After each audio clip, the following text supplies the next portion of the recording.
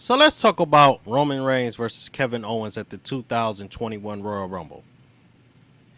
This match had so much carnage that even me, a big wrestling fan who chooses to willingly use the willing suspense of disbelief, and I'll get to what that is in a moment, couldn't believe what I was seeing, thought it was phony, and it was distasteful.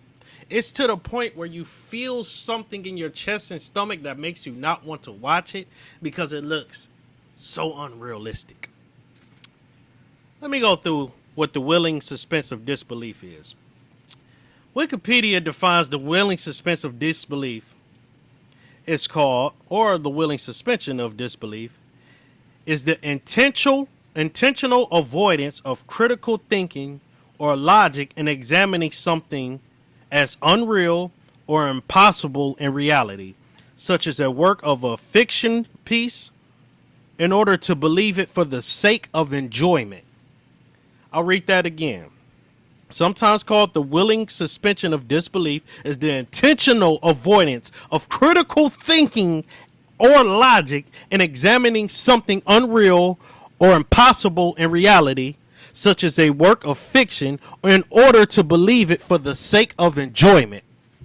So let's take Bruce Willis in Die Hard. He comes out of the burning building and jumps out of the fifth story window and does like this and rolls on the ground and gets up and shoots five bad guys and he manages to not get shot as they're shooting at him with machine guns.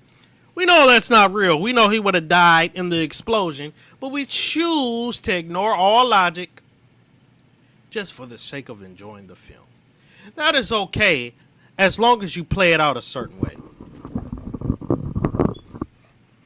You still have to have a plot and a storyline that makes sense to the human mind so that when you have your beginning, your climax, and your end, it is satisfying to the audience and the viewer. This match had so much carnage that it left a bad feeling in my chest, as if, why are they forcing all of this into one match and cramming it? The first spot that we got Roman Reigns and Kevin Owens hitting each other in the face with steel steps.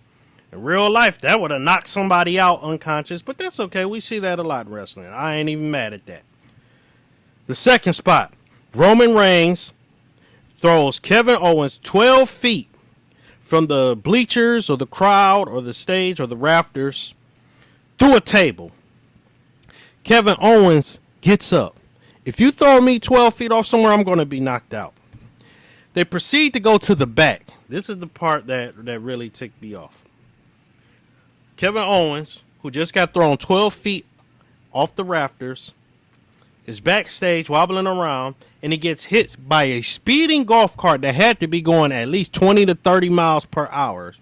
He gets hit by a speeding golf cart by Roman Reigns. This is a last man standing match. He should have not gotten up for the 10 count. That should have been the finish. It would have been shocking. It would have been unbelievable. And I don't think that's something we've seen in wrestling since Stone Cold got hit by a car in a non-wrestling match. How after getting hit by a speeding golf cart going 30 miles per hour, Kevin Owens gets up, climbs on top of a forklift, and does a swanton bomb on the Roman Reigns through a table. And then Roman Reigns gets up. I'm not mad at that. I'm mad at that. This guy just got hit by a car and he popped right up in less than 10 seconds. That is breaking every fourth wall and making the ring psychology completely useless. How is it that somebody can get pinned after getting an elbow to the chest by The Rock, but pop up after they get hit by a speeding car going 30 miles per hour? This makes no sense. Who's writing this stuff? Who's producing this? What agents, bookers, or promoters are putting these matches together and putting these spots into place? This literally makes no sense, and it makes everything else distasteful.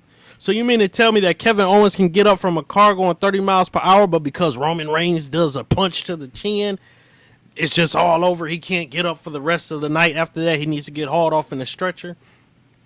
We need to start planning our finishes and our middle very carefully so that things make sense. so that every night you don't have to top yourself and top yourself and top yourself and jump 50 feet off a Hell in a Cell and it looks normal. Oh, he jumped 50 feet off a Hell in a Cell.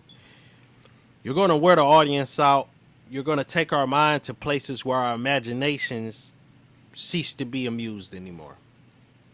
Because it's like, oh, and then it pretty soon it become, well, I can do that. Ring psychology is very important. Make it look real.